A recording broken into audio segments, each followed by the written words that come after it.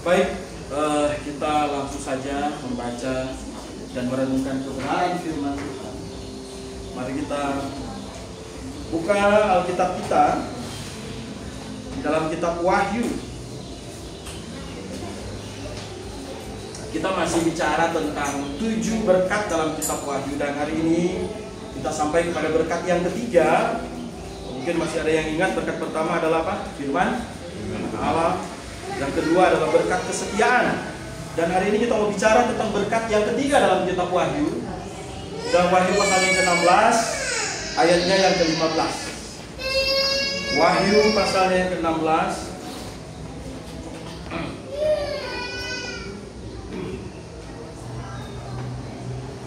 kita baca ayat yang ke-15. Sebenarnya jauh lebih bagus kalau kita baca satu perikop dalam pasal 16 ini, tapi mungkin nanti kita akan baca pelan-pelan penjabaran apa yang ada. Kita baca ayat 15 saja. Ayat 15 dan ayat yang ke-16. Wahyu pasal yang ke-16 ayat 15 dan ayatnya yang ke-16. Saya lupa bawa apa. Tapi tidak apa-apa. Saya akan baca ayat firman Tuhan ini. Jemaat bisa baca dalam hati. Saya mulai dari ayat 15. Saya pakai terjemahan baru 2 untuk Alkitab. Jadi mungkin ada beberapa kata yang sedikit berbeda nih. Saya mulai dari ayat yang ke-16. Lihatlah, aku datang seperti pencuri. Berbahagialah dia yang berjaga-jaga dan memperhatikan pakaiannya, supaya ia jangan berjalan dengan telanjang dan jangan kelihatan kemaluannya. Lalu roh-roh itu mengumpulkan mereka di tempat yang dalam bahasa Ibrani disebut Harmagedon. Mari kita berdoa. Kami bersyukur Tuhan, kami terus merenungkan poin-poin yang sangat penting dalam kitab Wahyu berkaitan dengan 7 berkat dalam kitab Wahyu. Dan hari ini kami sampai kepada berkat atau bahagia yang ketiga, dan kami mau renungkan bersama-sama kiranya ini benar-benar jadi berkat dalam kehidupan kami. Di dalam nama Tuhan Yesus Kristus kami berdoa dan mengucap syukur. Amin. Jadi Bapak Ibu, saudara kasih dalam Tuhan kita Yesus Kristus, 2 minggu yang lalu kita sudah bicara tentang berkat yang pertama, yaitu firman Allah dalam Wahyu pasal 1 ayatnya yang ketiga. Kemudian minggu kemarin kita sudah bicara tentang berkat yang kedua dalam kitab Wahyu, yaitu berkat dalam kesetiaan. Berkat bagi orang-orang yang setia di dalam Tuhan. Nah, hari ini kita dapatkan satu berkat lagi atau bahagia. Ingat, kata bahagia dari kata makarios di situ yang juga bisa diartikan sebagai berkat, atau kalau dalam Alkitab diterjemahkan sebagai berbahagialah, atau kita juga bisa terjemahkan sebagai diberkatilah. Berkatilah apa? Di dalam ayat yang ke-15 dikatakan, atau berbahagialah atau diberkatilah dia yang berjaga-jaga dan memperhatikan pakaiannya. Hari ini kita mau bicara satu tema, yaitu berkat bagi yang berjaga. Berjaga itu apa? Orang yang berjaga berarti orang yang siap sedia. Orang yang bisa memperhatikan banyak hal. Misalnya kalau Anda tinggal di perumahan, pasti di situ ada security. Security mau ngapain ya? Dia berjaga. Supaya apa? Supaya ya minimal pencuri tidak gampang masuk. Walaupun ya kadang-kadang masuk juga kalau ada security yang kerjasama dengan pencuri. Saya ingat kasus yang Jakarta Selatan beberapa tahun yang lalu di daerah Pondok Indah. Itu satu rumah mewah dibobol sama pencuri. Waduh, cek and recheck, lihat CCTV dan lain-lain, ternyata pencurinya kerjasama sama security. Harusnya security itu berjaga. Orang berjaga supaya ada hal-hal yang buruk itu terhindari kehidupannya. Tuhan Yesus waktu dia berdoa di Taman Getsemani, 3 kali dia datang kepada murid-muridnya untuk menyampaikan waspada dan berjaga-jagalah. Apakah engkau tidak punya waktu sedikit untuk berjaga-jaga? Artinya apa? Berjaga itu penting. Orang yang berjaga berarti dia waspada kepada hal-hal yang ada di sekitarnya. Orang-orang yang berjaga berarti dia apa? Sigap, dia siap sedia untuk hal yang bisa terjadi dalam kehidupan dia. Kalau orang Jepang mungkin kalau dulu mereka belum terbiasa menghadapi apa? Menghadapi bencana alam. Tapi mereka pemerintah Jepang tahu bahwa negara mereka adalah negara yang sangat rawan dengan bencana alam. Dan yang paling rawan apa? Gempa bumi dan tsunami. Sekarang masyarakat Jepang modern, mereka tidak takut lagi ketika bencana-bencana seperti itu datang, karena mereka dilatih untuk berjaga, mereka dilatih untuk waspada. Dimulai dari apa? Konstruksi rumahnya diubah, konstruksi apartemennya diubah. Oleh sebab itu anak-anak, kita pernah lihat video-video amatir kalau ada gempa bumi yang dahsyat di Jepang, mungkin 7, berapa. Kalau di Indonesia sudah rata tanah sebenarnya. Di Jepang anak-anak hanya disuruh apa? Mereka disuruh untuk tetap tenang, kemudian masuk di tempat-tempat yang sudah disediakan. Mereka punya alarm kalau ada apa? Gempa bumi dan tsunami dan seterusnya. Ini mau mengajarkan sikap untuk waspada dan berjaga. Sikap waspada dan berjaga. Jadi berjaga ini adalah satu tindakan yang positif sebenarnya, supaya kita bisa mewaspadai diri kita, bisa mewaspadai segala sesuatu yang ada di sekitar kita. Dalam hal iman dan kerohanian, apakah perlu diwaspadai, perlu dijaga? Oh, sangat perlu dijaga. Ingat, Bapak Ibu Saudara dalam Tuhan kita Yesus Kristus, Wahyu mulai dari pasal 4 sampai dengan pasalnya ke-18 dan pasal 19, ini adalah pasal masa tribulasi. Tribulasi ini adalah pasal di mana Tuhan menghukum bumi dengan berbagai macam hukuman yang ada. Dan kalau Anda lihat di masa tribulasi itu sebenarnya dari pasal 4 sampai dengan pasalnya yang ke-19 itu ada satu skema yang terus berulang, yang dimulai dari apa? Dimulai dari 7 materai. Dimulai dari 7 materai. Ini hukuman pertama Tuhan, hukuman yang mendasar tapi sangat berat bagi manusia. Kemudian ada 7 sangkakala. Kemudian yang hukuman yang paling berat di masa tribulasi 7 tahun itu ada yang disebut sebagai 7 cawan. Nah, 7 materai, materai yang ke-7 itu isinya adalah 7 sangkakala. Jadi ketika Tuhan umumkan materai ke-7 berarti masuk kepada hukuman 7 sangkakala. Sangkakala yang ke-7 isinya adalah 7 cawan. Ketika Tuhan mengumumkan sangkakala yang ke-7 berarti Tuhan mempersiapkan hukuman 7 cawan. Dan itu Anda bisa lihat di dalam kitab Wahyu. Wahyu pasalnya yang ke-5, 4, 5 dan seterusnya sampai dengan pasalnya yang ke-18. Dan ini saya sudah rangkum kalau Anda mau perhatikan di sini. Karena ini penting untuk melihat kenapa akhirnya Tuhan ngomong tentang berbahagialah bagi mereka yang berjaga dan memperhatikan bajunya. Kalau kita perhatikan di sini, saya lupa bawa itu. 7 materai itu isi apa saja, dan Anda mungkin bisa merenungkan betapa hancurnya bumi pada masa itu. 7 materai, yang pertama kuda putih yang memegang panah. Ini adalah materai pertama, materai persiapan. Saudara, di situ Tuhan belum melakukan apa-apa. Bumi masih aman-aman saja. Karena gini, kitab Wahyu ini kan kitab yang ditulis untuk menggambarkan hal-hal yang akan terjadi di masa depan. Hanya 2 pasal yang terjadi di masa lalu 2000 tahun yang lalu, pasal pertama sampai dengan pasalnya yang ketiga. Kemudian ada sekitar 14 pasal yang sampai dengan 15-16 pasal berbicara tentang masa depan. 7 materai itu terdapat dalam Wahyu pasal 6 ayat 1 sampai 17 dan Wahyu pasal yang ke-8 ayat yang pertama. Kuda putih, kemudian ada kuda merah padam yang menunggangi, katanya, yang menunggangi kuda itu dia mempunyai kuasa untuk mengambil damai sejahtera. Yang pertama Tuhan ambil damai sejahtera di bumi pada masa tribulasi. Kekacauan di mana-mana. Kekacauan di mana-mana. Yang Tuhan ambil adalah apa? Damai sejahtera. Banyak penafsir bilang Tuhan membuat manusia menjadi frustasi. Akhirnya damai sejahtera itu enggak ada. Kemudian yang materai yang ketiga itu ada kuda hitam yang menunggangi itu memegang sebuah timbangan. Kalau Anda baca, ini bicara tentang betapa sulitnya ekonomi pada hari itu. Katanya orang mau beli gandum itu secupak itu harganya 1 dinar. Ini adalah harga yang sangat mahal. Orang mau beli gandum untuk makan 1 cupak itu 1 cupak, tahu 1 cupak? 3 cupak itu 1 liter. 3 cupak 1 liter. Ya. Kalau 1 liter, kalau satu anggota keluarga di rumah ada 6 orang, laki-lakinya banyak, itu hampir gitu. Laki-laki lebih banyak, ya kan? Nih, Satu cupak itu berarti 1/3 dari 1 liter. Harganya berapa? 1 dinar.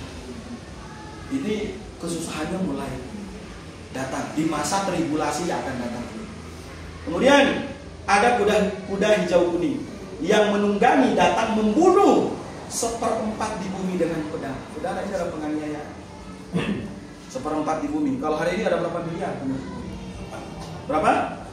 8 miliar. 1/4 dari 8 miliar. Jadi ada sekitar 2 miliar orang mati. Dalam pembukaan ini baru berapa? Materai yang ke-4. Kemudian materai yang ke-5, orang-orang beriman mati karena kesaksian mereka. Kalau Anda baca bahwa di bawah mesbah katanya terdapat darah-darah orang yang beriman yang percaya kepada Dia. Kemudian materai yang ke-6 itu ada gempa bumi, matahari menjadi hitam, bintang berjatuhan dan menyusupnya langit. Jadi kira-kira 6 materai ini, baru 6 materai, bumi sudah susah atau tidak? Hah?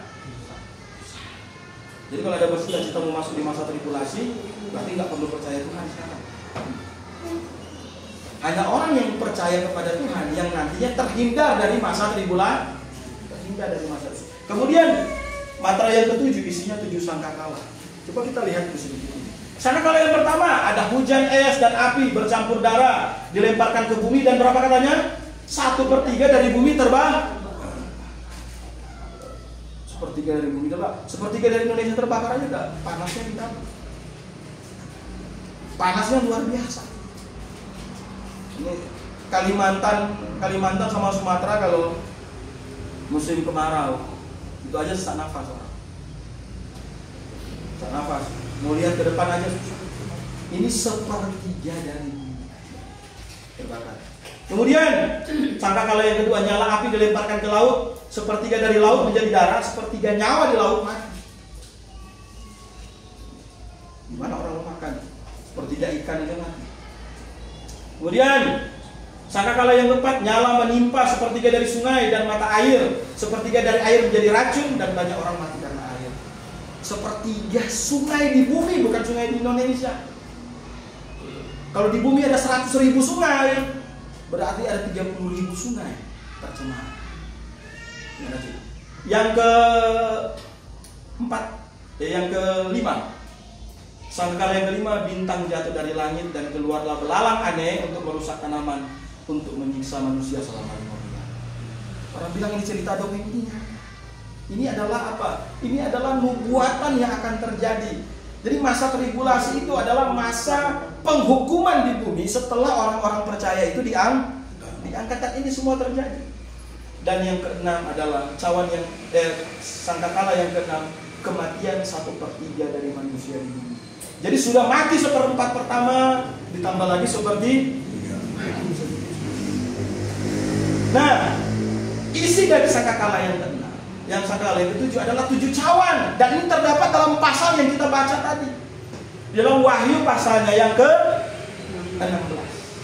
Kalau Anda kembali ke dalam Wahyu pasalnya yang ke-16, di situ katanya ayat yang pertama, lalu aku mendengar suara yang nyaring dalam bait suci berkata kepada 7 malaikat itu, pergilah dan tumpahkanlah ke-7 cawan murka Allah ke atas bumi. Malaikat pertama itu pun pergi dan ia menumpahkan cawannya ke atas bumi. Timbullah bisul yang jahat dan berbahaya pada semua orang yang memakai tanda dari binatang itu dan yang menyembah patung itu. Siapa tanda dari binatang itu? Tanda apa itu? Kalau Anda baca kemarin dalam Wahyu pasal yang ke-13, tanda binatang itu tanda siapa? Tanda dari antikristus. Antikristus itu tanda 666. Yang pertama, jadi cawan yang pertama adalah bisul yang jahat dan berbahaya, macam penyakit. Kemudian cawan yang kedua itu air laut menjadi darah. Kalau Anda baca di dalam ayatnya yang ke-3 di situ, katanya air laut menjadi darah, semua yang bernyawa di laut mati. Jadi makin hari makin habis, makin hari makin hancur.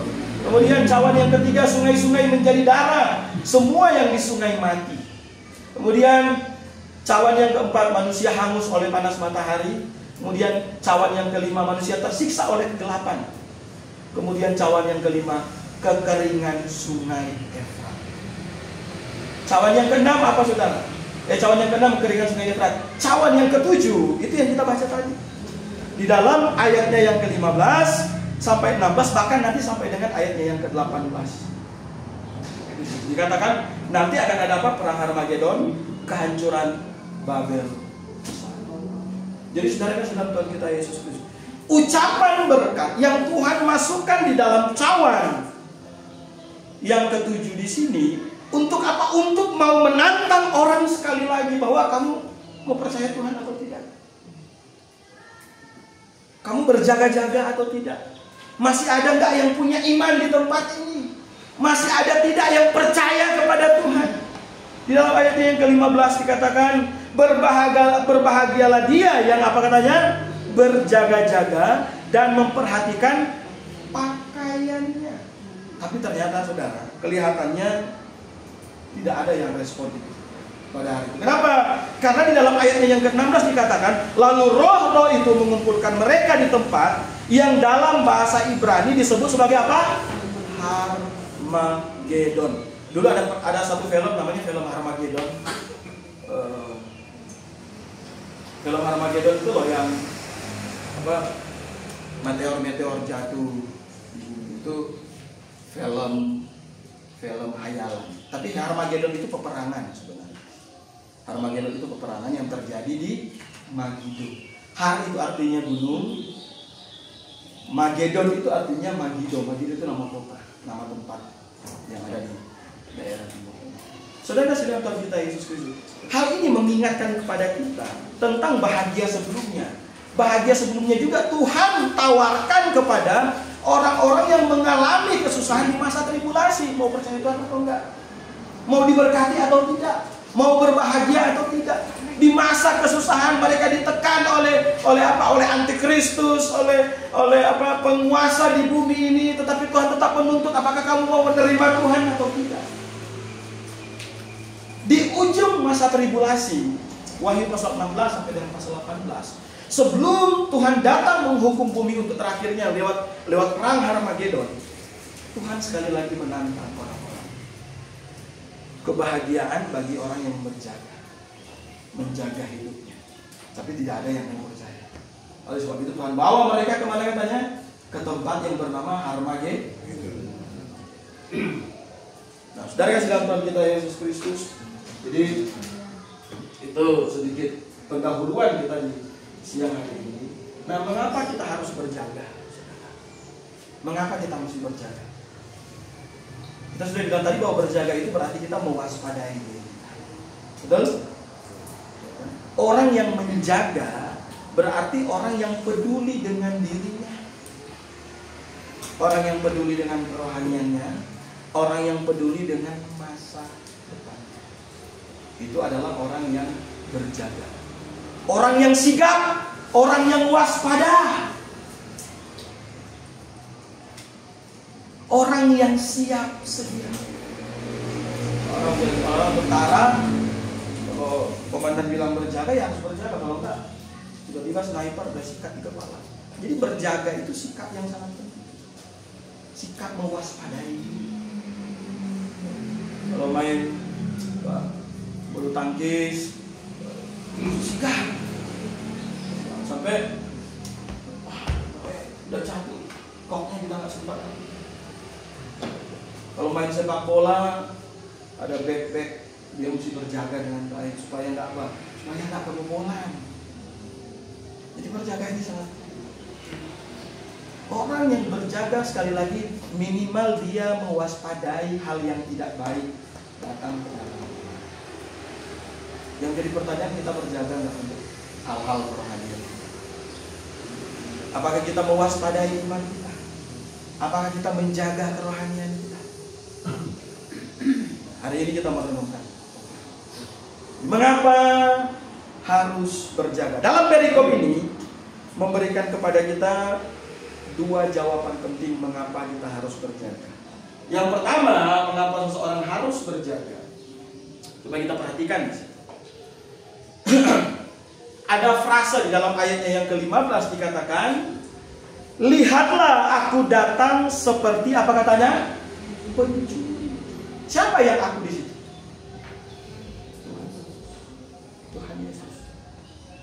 konteks ini, orang itu harus berjaga karena apa? Karena kedatangan Tuhan itu semakin dekat. Coming soon, segera datang, secepatnya datang. Kalau Anda perhatikan kata akan datang di situ, aku datang di situ, dari erkomai dalam bahasa Yunani. Dia tidak pakai kata yang akan datang, tetapi dia pakai present, berarti kapan saja bisa datang. Kenapa present? Supaya ketika kita baca hari ini, kita memaknai bahwa kapan saja Tuhan Yesus bisa datang.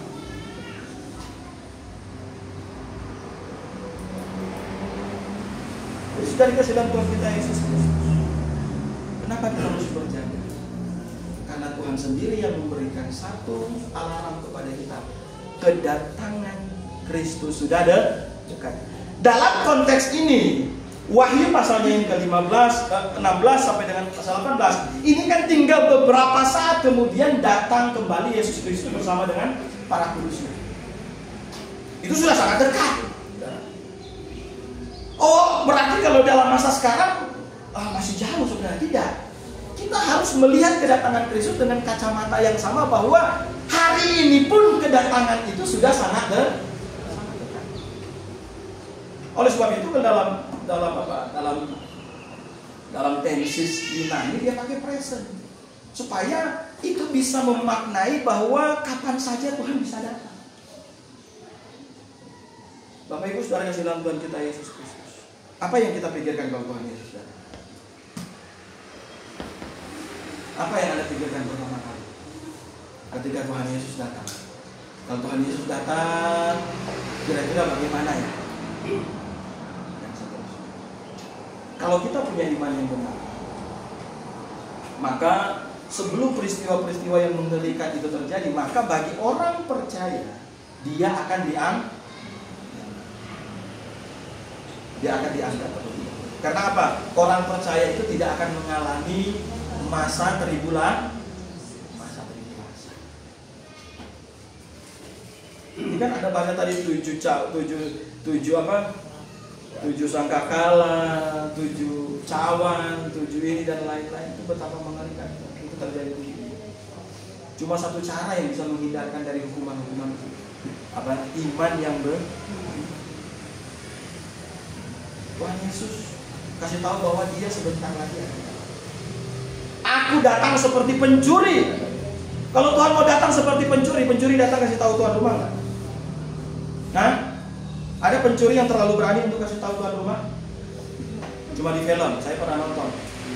Pembobol bank nomor 1 di Amerika. Dia kasih tahu sebelum dia mencuri. Hebat nggak? Oh hebat. Tapi dia punya trik.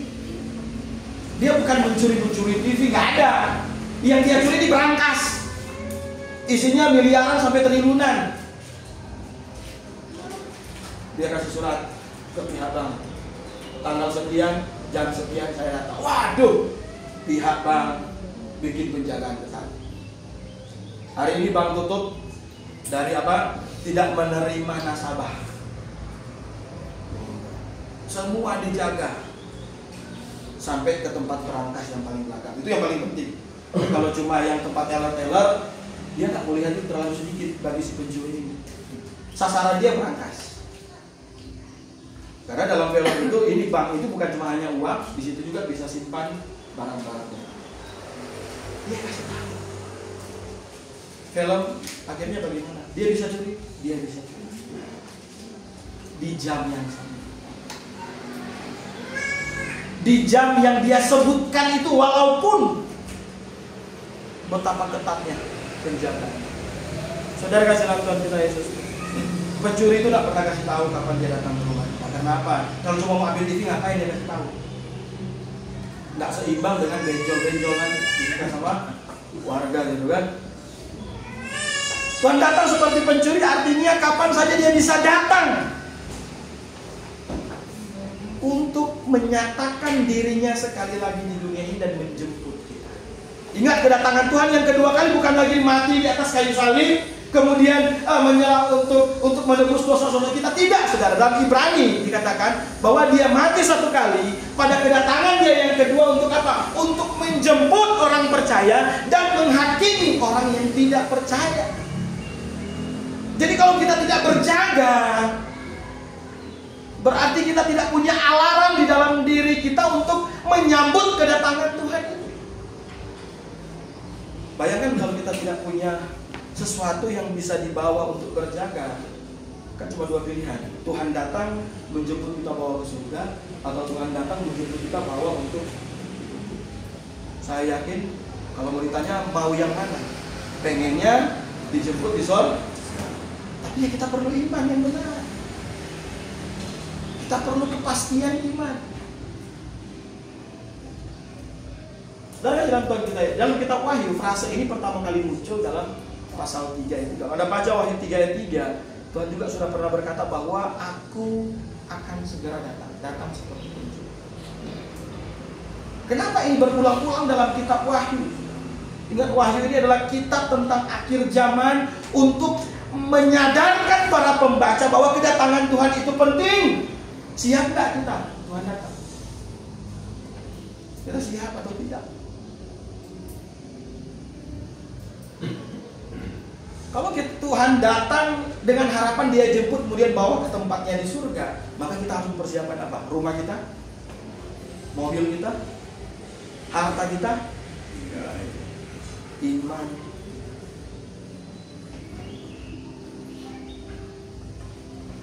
Dalam bagian lain dalam kitab Perjanjian Baru, prinsip ini diajarkan. Kalau Anda baca dalam ayat-ayat ini, Lukas pasal 12, 1 Tesalonika 5, 2 Petrus 3 ayat 10, apa? Ajakan bahwa Tuhan akan segera datang itu diulang-ulang terus. Datangan seperti pencuri mengisyaratkan bahwa kapan saja Tuhan bisa datang. Dalam konteks kitab Wahyu, istilah ini ditekankan dalam paket hukuman terakhir tribulasi 7 cawan, yang merupakan peringatan sekaligus ajakan terakhir sebelum masuk ke dalam kerajaan 1000 tahun. Artinya betapa dekatnya kedatangan Tuhan. Hal ini juga bisa menjadi peringatan bagi kita bahwa kedatangan Tuhan kapan saja bisa terjadi. Saudara kasihan Tuhan kita Yesus Kristus, setelah Tuhan Yesus kembali ke surga, cuma satu janji yang paling penting yang kita harus tunggu sampai hari ini, bahwa Dia akan datang kembali. Dia akan datang kembali. Dia akan datang kembali untuk menjemput orang-orang percaya, kemudian bawa ke tempat yang mahal. Saudara kasih dalam Tuhan kita berjaga. Kita berjaga untuk kerohanian. Untung Tuhan gak minta susah-susah supaya kita bisa bersama-sama. Yang Tuhan tuntut adalah apa? Menjaga iman. Jangan sampai iman kita ini bergeser. Jangan sampai iman kita ini gak benar. Jangan sampai iman kita ini gak kuat. Jangan sampai iman kita ini ternyata iman yang salah.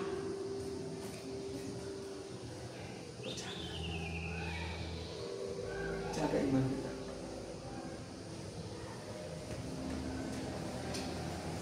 Kemudian yang kedua, berjaga supaya apa lagi? Yang pertama, berjaga karena Tuhan akan datang.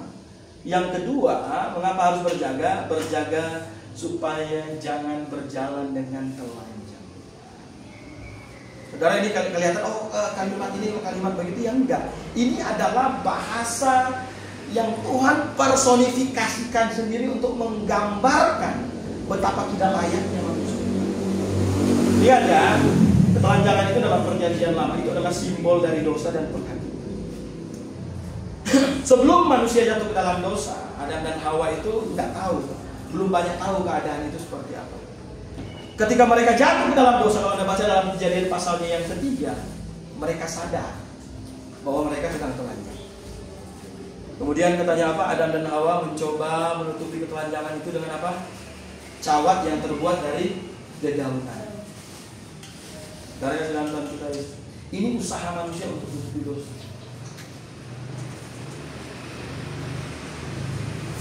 Dan itu sudah dimulai di masa Adam dan Hawa. Adam dan Hawa mau coba tutupi dosa dia, mau coba selesaikan dosa dia, mau coba selesaikan permasalahan-permasalahan dalam hidupnya itu dengan caranya sendiri. Tuhan sendiri yang tantang. Nggak bisa. Akhirnya Tuhan bikin apa katanya? cawat yang terbuat dari kulit binatang. Berarti ada hal yang harus dikorbankan. Binatang itu harus mati, kemudian kulitnya diambil untuk menutupi dosa atau ketelanjangan manusia. Jadi Tuhan ingin manusia memakai baju supaya tidak dipermalukan. Hukuman itu adalah sesuatu yang memalukan. Tuhan Yesus mati di atas kayu salib. Namanya salib. Salib itu adalah tempat hukuman yang paling memalukan. Karena orang kalau sudah sampai hukum di atas kayu salib, berarti dosa yang dia tanggung itu sangat berat. Penjahat-penjahat kelas kakap. Tapi Tuhan Yesus mau melakukan itu untuk apa? Untuk saya dan Anda. Untuk keselamatan kita semua. Untuk kemenangan kita bersama. Tuhan mau kita memakai baju supaya kita tidak dipermalukan. Hukuman itu adalah tempat yang paling memalukan. Tapi yang Tuhan mau adalah pakaian yang berasal dari Tuhan. Karena sekarang banyak pakaian-pakaian yang diciptakan oleh agama-agama, saudara. Seakan-akan itu bisa menutupi dosa mereka, tapi ternyata tidak. Dan itulah yang sudah dilakukan oleh Adam dan Hawa.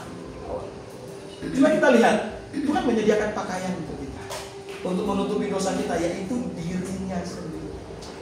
Pengorbanan Tuhan Yesus di atas kayu salib adalah cara satu-satunya untuk menutupi dosa atau ketelanjangan manusia. Dosa itu baju itu harus berasal dari tubuh. Wahyu pasal 3 coba kita lihat. Wahyu pasalnya yang ketiga. Wahyu pasalnya yang ketiga ayat yang ke-18.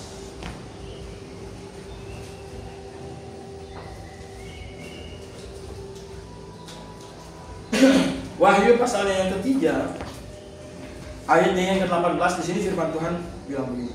Aku menasihatkan engkau supaya engkau membeli dari aku emas yang telah dimurnikan dalam api, agar engkau menjadi kaya, dan juga pakaian putih supaya engkau apa katanya? Memakainya. Tuhan bilang ada pakaian dari Tuhan. Ya, Tuhan itu sendiri. Saudara kasih Tuhan kita Yesus Kristus, jangan pakai pakaian yang lain. Karena kadang pakaian yang ditawarkan oleh agama-agama, oleh dunia lebih menarik. Kalau Tuhan cuma tawarkan pakaian putih. Ini adalah simbol bahwa kita ketika kita percaya kepada Tuhan, kita menjadi orang ruh secara posisi dan secara hati. Tapi karakter harus dibangun. Kita dipakaikan pakaian putih. Ini adalah pakaian orang percaya. Bukan berarti di dunia nggak boleh pakai pakaian lain, bukan. Ini bahasa simbol Tuhan untuk menggambarkan penghapusan dosa yang Tuhan kerjakan di atas kayu salib, dan itu bisa didapatkan oleh orang percaya.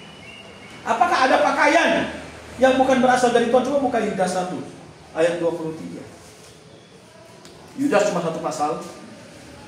Coba kita tahu Yudas pasal 1 ayatnya yang ke-23.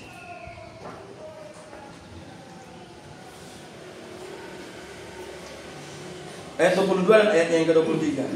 Tunjukkanlah belas kasihan kepada mereka yang ragu-ragu, selamatkanlah yang lain dengan merenggut mereka dari api. Tunjukkanlah belas kasihan yang disertai rasa takut kepada orang-orang lain juga. Tetapi katanya apa?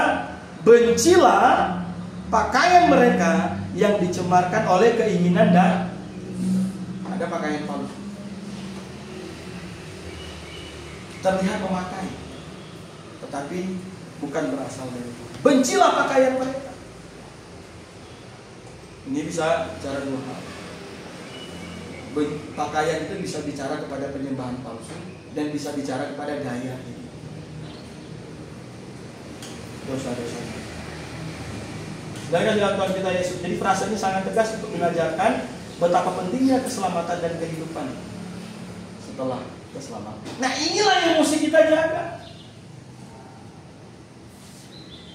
Kalau kita tahu bahwa Tuhan akan segera datang, coming soon, maka seharusnya kita punya satu gertakan dalam hati. Oh, saya sudah punya iman yang benar atau belum? Saya sudah sungguh-sungguh percaya kepada Tuhan atau belum? Karena kalau Tuhan sudah datang, waktu itu tidak mungkin balik kembali. Kalau Tuhan sudah datang berarti Dia sudah siap untuk menyatakan penghakiman, penilaian kepada setiap orang. Dia punya iman yang benar, Tuhan akan bawa ke tempat yang namanya surga. Kalau dia tidak percaya kepada Tuhan, imannya salah, ada tempat yang namanya neraka. Saudara, di dunia ini tidak ada tempat tengah-tengah. Oh, nggak apa-apalah saya nggak percaya kepada Tuhan.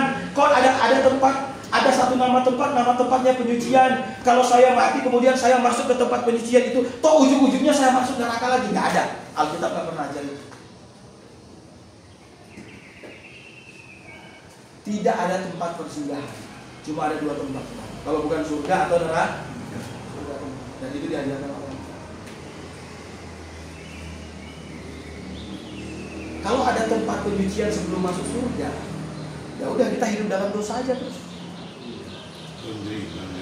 Enak kali kan hidupnya kan? Toh ujung-ujungnya tetap masuk surga. Cuma yang bikin beda lamanya nanti masuk ke tempat namanya api penyucian. Dibakar dulu dosa-dosanya. Setelah dosa-dosanya dibakar, toh ujung-ujungnya tetap masuk surga. Tidak ada satu ayat pun dalam Alkitab ngajar itu.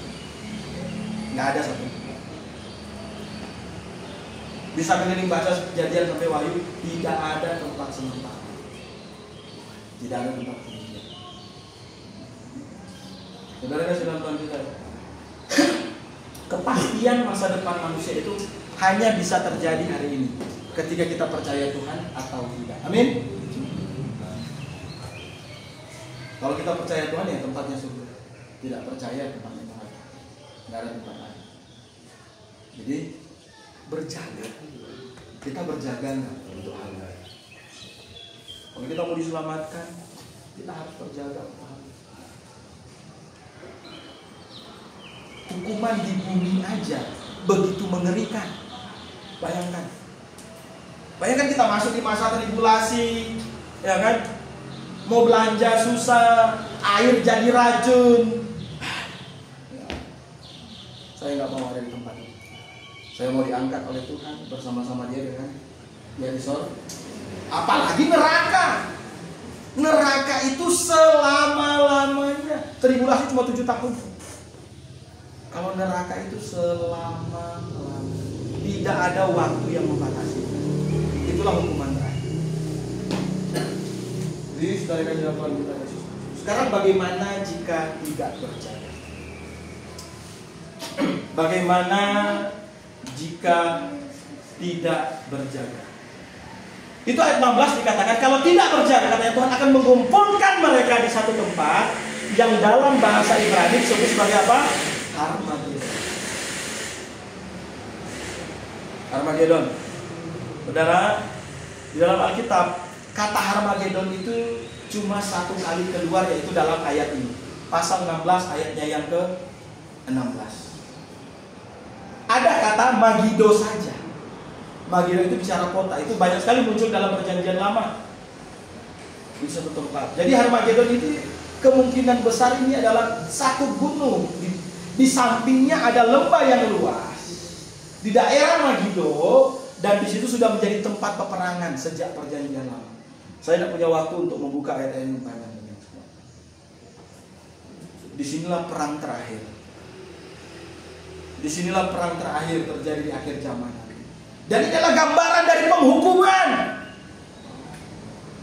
Kenapa akhirnya Tuhan membawa mereka ke tempat itu? Karena tawaran Tuhan dalam ayatnya yang ke-15, diberkatilah, berbahagialah mereka yang berjaga, itu tidak diterima. Mereka tidak mau percaya kepada Dia. Saudara kasih dalam Tuhan kita Yesus Kristus. Kalau Anda baca di dalam Wahyu pasal 16 ini,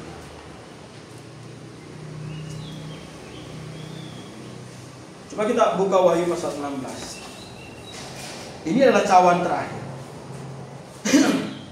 Coba kita baca mulai dari ayat yang ke-16 di sini sampai dengan ayatnya yang ke-21. Lalu roh-roh itu mengumpulkan mereka di tempat yang dalam bahasa Ibrani disebut Harmagedon. Ayat 17. Malaikat yang ketujuh menumpahkan cawannya ke angkasa. Lalu dari dalam bait suci kedengaranlah suara yang nyaring dari takhta itu, katanya, sudah terlaksana. Kilat pun memancar dan guru menderu, dan terjadilah gempa bumi yang dahsyat seperti belum pernah terjadi sejak manusia ada di bumi. Begitu hebatnya gempa bumi itu. Lalu terbelahlah kota besar itu menjadi 3 bagian, dan runtuhlah kota-kota bangsa-bangsa yang tidak mengenal Allah. Maka teringatlah Allah akan Babel yang besar itu untuk memberikan kepadanya cawan yang penuh dengan anggur kegeraman murkanya. Semua pulau hilang lenyap, tidak ditemukan lagi gunung-gunung. Hujan es besar, masing-masing seberat 1 talenta, jatuh dari langit menimpa manusia. Dan manusia menghujat Allah karena malapetaka es itu. Sebab malapetaka itu sangat dahsyat. Orang ini percaya Tuhan atau tidak? Bayangkan, sudah dihukum, mereka masih menghujat Allah. Mereka menghujat Allah. Oleh sebab itu kenapa Tuhan bawa mereka di Harmagedon itu? Tuhan mau menunjukkan kuasa. Ini cawan terakhir. Kota mana itu? Kota apa yang Tuhan maksud? Yaitu Babel besar. Kelihatannya kota Babel, kelihatannya di Yerusalem itu akan menjadi kota Babel besar. Tuhan akan hukum semuanya. Katanya kota ini terpecah menjadi 3. Ingat ya, Antikristus akan datang ke bait suci. Dia mau berkuasa di sana.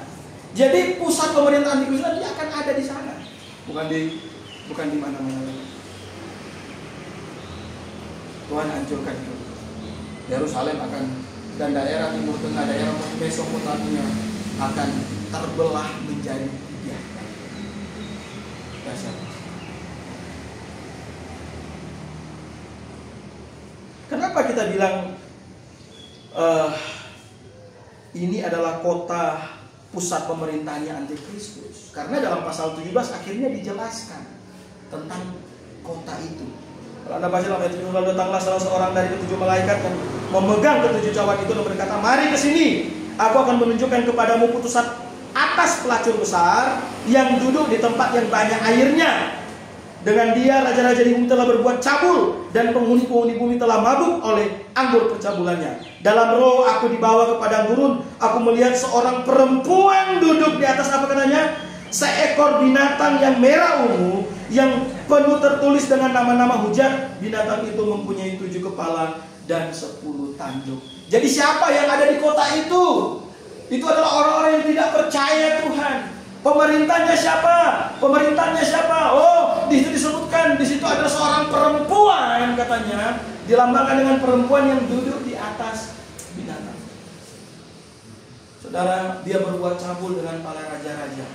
Ini sudah pasti bukan pendeta baptis, saudara. Gak mungkin. Karena mimbar gereja baptis itu dijaga dari pengkhotbah-pengkhotbah yang di dalam tadi. Saudara yang sedang percaya Yesus, Tuhan hancurkan kerajaan. Inilah kehancuran dari penguasa bumi. Iblis memberikan kepercayaan kepada Antikristus dan semua sistem yang ada. Dan inilah gambaran dari penghukuman kepada orang-orang yang tidak percaya. Jadi saudara kasih dalam kita, kalau tidak berjaga bagaimana? Ya kalau kita tidak berjaga, maka berarti iman dan kerohanian kita tidak siap untuk kedatangan Tuhan. Tuhan tidak minta apa-apa untuk masuk surga. Tuhan cuma tuntut imanmu. Tuhan cuma minta bahwa kita harus percaya kepada Dia. Tuhan yang minta apa-apa. Bayangkan kalau Tuhan minta apa-apa, kita nggak sanggup. Betul? Kita nggak sanggup. Banyak orang dikasih tawaran yang sederhana, mau tersulit hidup. Kamu percaya kepada Tuhan? Sungguh-sungguh percaya kepada Tuhan? Saudara kasih dalam Tuhan kita ya. Berjaga berarti kita mewaspadai. Berarti kita lihai melihat situasi yang ada di sekitar. Jangan sampai musuh datang, kita nggak siap. Cobaan datang, kita nggak siap. Tuhan Yesus datang, iman kita nggak siap.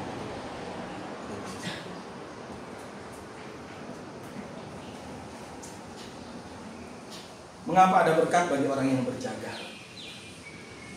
Yang pertama, karena dia mempersiapkan imannya. Jelas. Kita sudah ulang-ulang dari tadi. Kenapa akhirnya orang yang berjaga itu diberkati? Kenapa akhirnya orang yang berjaga itu berbahagia? Kenapa? Karena dia betul-betul mempersiapkan iman dia. Karena dia betul-betul mempersiapkan iman dia. Ibrani pasal 11 ayatnya yang ke-6. Coba kita buka.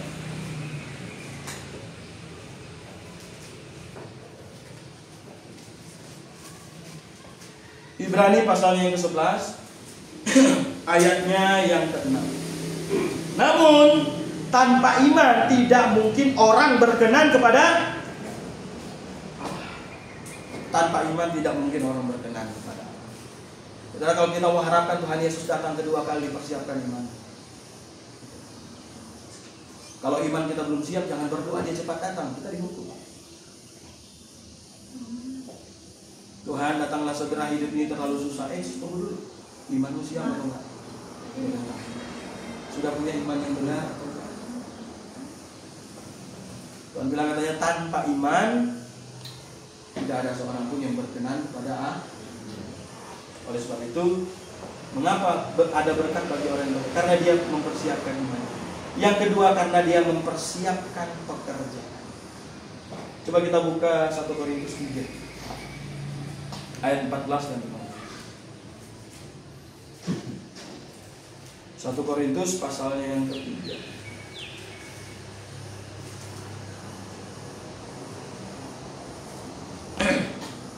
Ayat 14. Mulai dari ayat 13 deh kita baca sampai dengan ayatnya yang ke-15. 1 Korintus 3 ayat 13 sampai dengan ayat yang ke-15. Kelak pekerjaan masing-masing orang akan tampak, karena hari Tuhan akan menyatakannya. Sebab hari itu akan dinyatakan dengan api, dan bagaimana pekerjaan masing-masing orang akan diuji oleh api. Jika pekerjaan yang dibangun seorang tahan uji, ia akan apa katanya? Dapat upah. Jika pekerjaannya terbakar, ia akan menderita kerugian. Ia sendiri akan diselamatkan, tetapi seperti keluar dari dalam. Saudara, ketika kita sudah percaya kepada Tuhan, ya kita harus menjadi orang percaya yang pekerjaannya teruji. Karena Tuhan bilang kalau pekerjaannya tahan uji, dia akan mendapat untung. Kalau pekerjaannya tidak tahan uji, dia akan diselamatkan, tetapi seperti keluar dari dalam. Saudara kasih dalam Tuhan kita Yesus, pastikan imanmu benar. Pastikan buah dari iman benar. Berarti kita berjaga. Dan kita akan berjaga. Berkat rohani, berkat kekekalan itu adalah berkat sesungguhnya dari semua berkat yang Tuhan siapkan. Kalau kita cuma bicara berkat uang, orang tidak percaya juga ada uang. Kalau kita cuma hanya mengharapkan berkat apa? Berkat jasmani, banyak orang tidak percaya Tuhan sehat kok. Yang paling penting adalah apa? Anda diberkati di dunia dengan kesehatan juga, tetapi punya kepastian keselamatan. Nah, inilah yang Tuhan sebut sebagai diberkatilah atau berbahagia mereka yang berjaga. Pakai pakaian tidak telanjang. Karena kalau orang telanjang berarti dia berdosa dan siap dihukum, siap dipermalukan. Mari kita berdoa.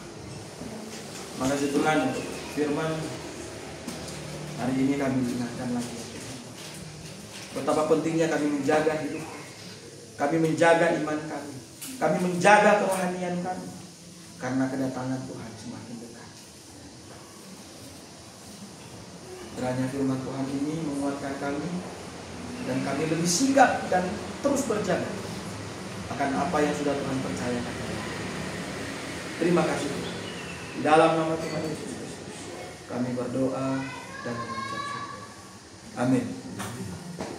Baik, kita akan melakukan panggilan. Mari kita buka buku pujian kita.